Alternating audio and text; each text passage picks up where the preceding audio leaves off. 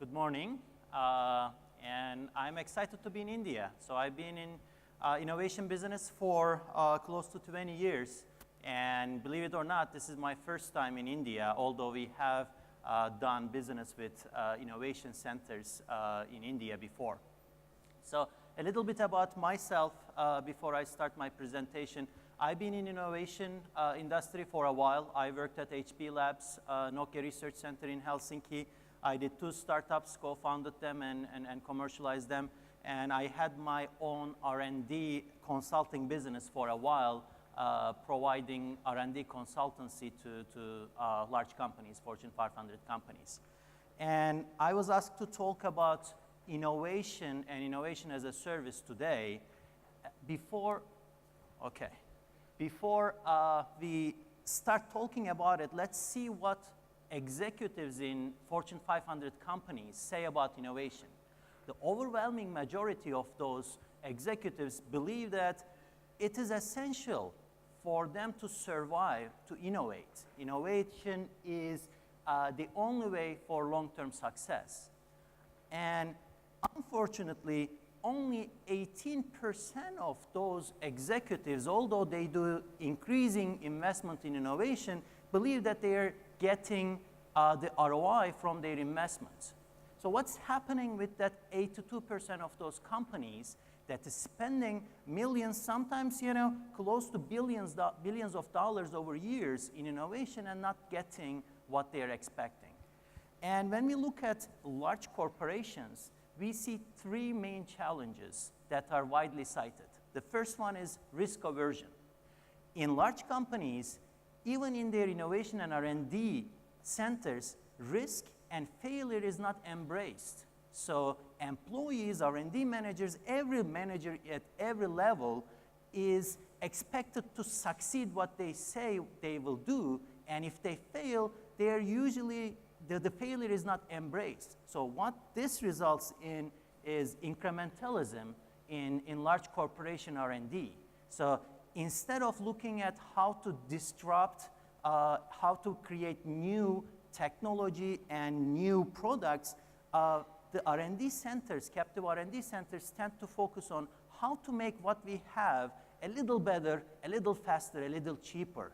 But that basically allows startups and out-of-box thinkers to come and disrupt them because they can come in an agile way with new products.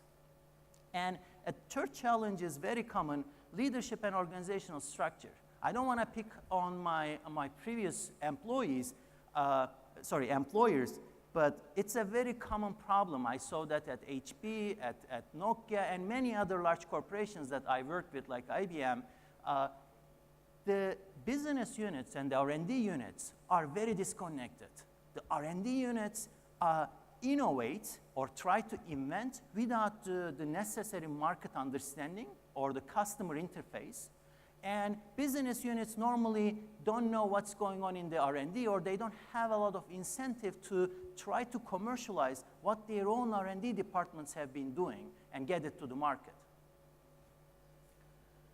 So basically, from at least my perspective, innovation requires 2 main components: the invention component, inventing a new technology, inventing a new business model, and the second is being able to get it to the market. Because without getting to the market, you cannot capture the value that you might capture with that new technology. And these are 2 famous PARC alumni, Alan Kay. There are different versions of that quote. In 1978, he said the best way to predict the future is to invent it. And Bob Metcalfe, which invented Ethernet at PARC and then later commercialized it by spinning it out and then creating 3Com, said, well, I invented Ethernet, but it only changed people's life, and I made money after selling it and commercializing it. So if you look at PARC has been in the business of innovation for over 45 years now. It was established as a corporate research lab of Xerox, but with a different mission than its other research labs. Xerox created PARC in Palo Alto very far away from its headquarters on purpose to say, we want this R&D lab to be disruptive, to really work on technologies that might even disrupt our business, because it is much better than somebody else disrupting it. And at that point, they were really afraid of IBM disrupting that, their business, because IBM had these concepts of paperless office, and well, Xerox was in the business of, ink on paper, so they really were afraid, and they wanted to disrupt themselves rather than being disrupted. And it worked out really well. In the first 10 years of its setup, Xerox PARC invented technologies that really changed our life. Things like laser printing, first personal computer with a graphical user interface, Ethernet, that is the backbone of Internet and all the industries around it. What you see, what you get, editors and the office suites, object-oriented and aspect-oriented programming that was later taken by other companies and then created, things like Java, really widely used object-oriented programming languages, multi-beam lasers that are used in optical discs that are CDs and DVDs later. Many concepts about ubiquitous computing was invented and socialized with other people in 80s about personal digital assistants, tablet computers. Believe it or not, we have a prototype of a tablet that has a similar form factor and an interface of an iPad from 1991. So it only got commercialized 20 years later by another company, the overall concept. But Alan Kay and others really created the field of ubiquitous computing at PARC. And in 90s, things like blue laser, Blu-ray, e-ink displays that we use every day in our e-readers are all coming from PARC. And in 2002, Xerox formalized PARC's mission by spinning it out. PARC's mission was always to innovate technologies that are beyond Xerox's business, and Xerox was picking up things that they would like to commercialize themselves, and the remaining technologies were getting commercialized by partners. So you might have heard of stories like Steve Jobs coming and stealing graphical user interface technology from PARC and then putting it in Mac. Those are urban legends. Those are actually partnerships. There's an agreement between, on those years, Xerox and Apple, because Xerox did not want to get into operating system and PC business after their previous failures. And yes, Apple licensed the technology, get the technology and used it in Macintosh, but Xerox in return get 10 to 20% of Apple at that time, right? So yeah, they sold it too early, so that's a different story. But that was a business deal and partnership. And many other technologies had a similar pattern where Xerox looked at it, they said, great, but we don't know what to do with it. We can commercialize it with partners. And in 2002, PARC became an independent company that is still owned by Xerox, but it's a fully owned subsidiary of Xerox. We have our own business. We provide innovation as business and innovation as a service to large companies and US government and startups. So we talked about some early technology developments. I just want to give two examples of what we did this year in 2016 and demonstrate it. If you can play the video.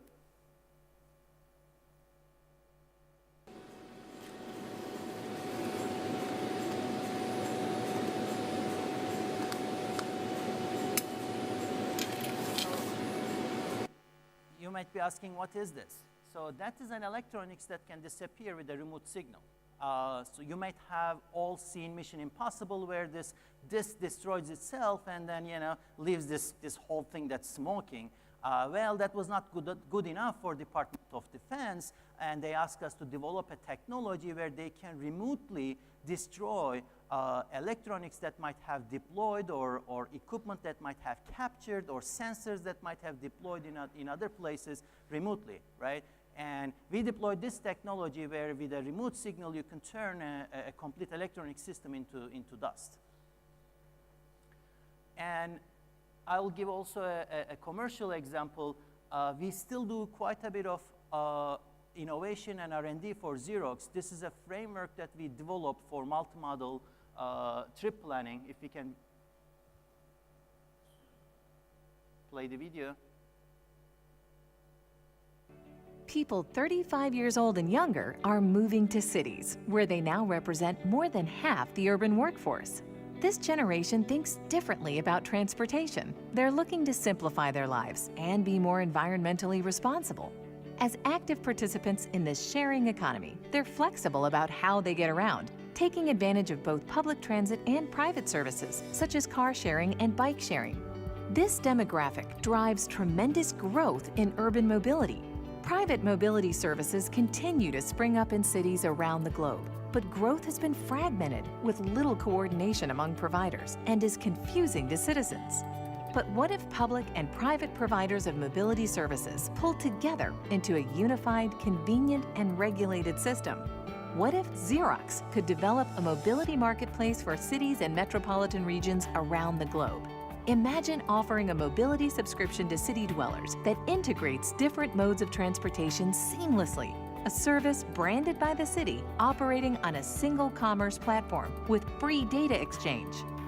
A mobility app will offer options based on individual preferences for time, cost, and lifestyle. Here, the subscriber wants to visit the Museum of Contemporary Art. The app offers options that combine bike share, train, and car share, and can be categorized by health, speed, or cost. Here she selects the cheapest route and agrees to pay the $12 fee. Her route mapped out, she will access bike share, board the train, and unlock the car door, all with her smartphone. Linda, who is part of her pooling network, is already on the same route with a car. The app allows our subscriber to cancel the last leg and ride with Linda to save 3 minutes and $4. Transportation suppliers will be able to organize services in real time to provide on-demand mobility to customers. Carpooling can be facilitated for commuters traveling to the same place at the same time. City administrators will optimize existing transportation infrastructures, plan public transit routes, bike share stations, and other resources to reduce congestion and improve efficiency. So this is a platform after interviewing and understanding the needs of the city and customers that we develop in partnership with Xerox. A lot of the analytics and the software technology in it comes from PARC. As you see, we still do a lot of innovation both in hardware and software space. And you might ask how many thousands of people you have to be able to do that. Well, if you look at the numbers, we only have about 350 people.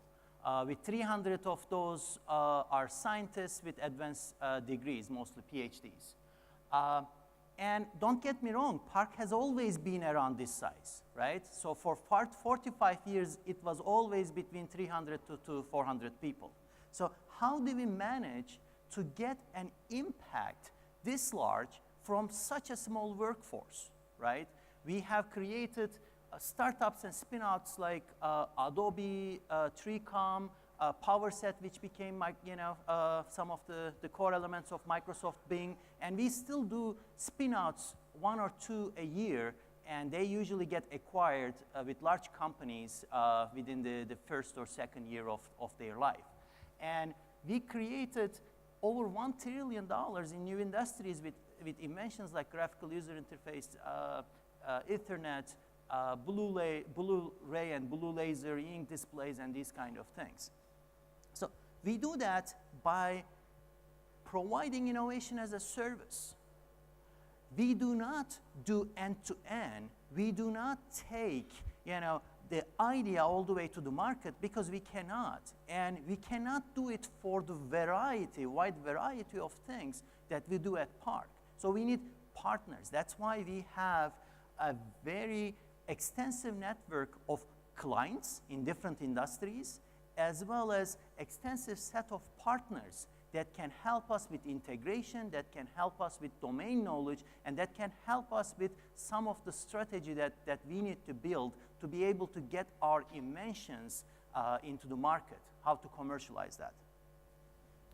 And if you look at the areas that we work on, it's it's very wide range, right? So we do anything like big data analytics and anomaly detection in financial industries, all the way to new energy technologies and battery technologies. So it says PARC areas of expertise. In reality, we don't have very deep domain expertise in all of those fields.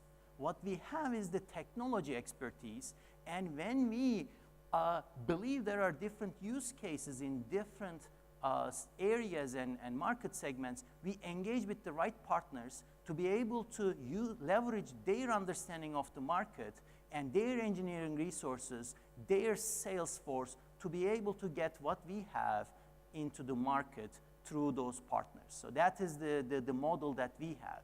And in other cases, companies that might not have the internal expertise or want some more outside thinking in complementary to their internal R&D comes and give us a problem, and we take that problem and start working on that together with their internal business and engineering resources, and in many cases also collaborate with their internal R&D. This is a small set of our clients. Due to the nature of what we do, more than half of the clients that we have, we cannot publicly say their names. And for those that we can say they are our customers, we usually never can say what we do for them, because those are the companies that take what we do together as their products to the market. And it only makes sense for them to get all the credit for those products in the market. So next, I will discuss what are some of those underlying principles that we use at PARC, and in dealings with our clients, what we push them to do when we are innovating with us. The first one is we are historically very customer need driven. So when we have an idea, we usually don't start investing in it without really understanding the market as well as the users, potential users for that technology, because that's the only way we can get the technology adopted in the market. And this is just one example. We have internal different checklists and processes that we use to make sure that what we are doing is at least at the idea phase making sense. And we ask our clients as well as our researchers to answer these questions, which are well-known Hallmeyer questions, to really articulate on what they are trying to do, who cares, how it competes with the existing technology, as well as what are those milestones that they can give us so that every month or 2 or 3 months, we can really check progress, whether it is positive or not, to be able to decide whether we should invest more or pull the plug on that. And when we are thinking about innovation journey, we diverge before converging and focusing. We just don't take one idea and then put a lot of resources in it. We really try to understand what are the industry trends, what are the customer needs, what are the biases that we might have that might affect our decision making, as well as what are the competing technologies and what are the upcoming technologies that might disrupt what we are trying to do before making a decision to focus on one solution, one business model, and start investing in it. And we mitigate risk at all stages. So this is very, very important, because R&D is like poker. Every time you have more information, like every time you see a new card, and every time you see what your competitors are doing, you need to make a decision to fold or bet more. And the only way to be able to do that is taking a staged approach and have very clear milestones set that you can measure progress against. And when you look at the book definition, textbook definition of relationship between value and risk, it looks simple. As you reduce risk, you get more value, and hopefully you're spending less than the value that you're creating, so you have a positive ROI. Well, reality is a lot uglier, right? Things are happening in step functions, and most of the time, until you get the technology to the market, your spending is more than the value that you're creating. So you have your manager, your supervisors, executive team on your neck saying, yeah, well, you know, you're spending all this money, where is the return, right? And for you to be able to justify what you're doing, you need to really have a lot of probes that check whether the value that you're thinking to deliver is real and people are willing to pay for it. And you have MVPs that you iterate on, like playing poker, so that you every time validate the value proposition and the technology as you move towards a product in the market. And that is the only way we can realize a portfolio approach. We have 20 different ideas that we start with. We kill maybe 50% of those within the first month or two because, you know, they do not satisfy the milestones. And at the end, from the 20, we might have one that succeeds. But because our investment on the other failures are so low that the ROI overall is positive from our portfolio. And this is the approach that we are also pushing our clients to adopt. And I'm really excited to tell you about the partnership that we have recently signed with Zinnov. PARC has been very active in providing open innovation services in US, in Europe, and in Japan, and sometimes with other consulting firm partners. And this is the time that we believe to get into India, because there are a lot of exciting things that are happening. You have your internal market that is hungry for innovation, that is hungry for custom products, that is not, a mock-up of what is developed for US market and customer, but actually India market. And we are bringing our relative expertise, Zinnov's expertise in market strategy management, and PARC's expertise in technology and how to use technology to deliver innovation together in a comprehensive innovation framework where we can take your problems. It could be a strategic business problem or an ambition, decompose that into technical problems as well as business problems, and help you to execute it by creating an actionable R&D roadmap and a project execution plan. We're really excited about that. If you want to talk more about it, please find me after the talk or any of the Zinnov partners to talk more about what we bring to India. Thank you very much.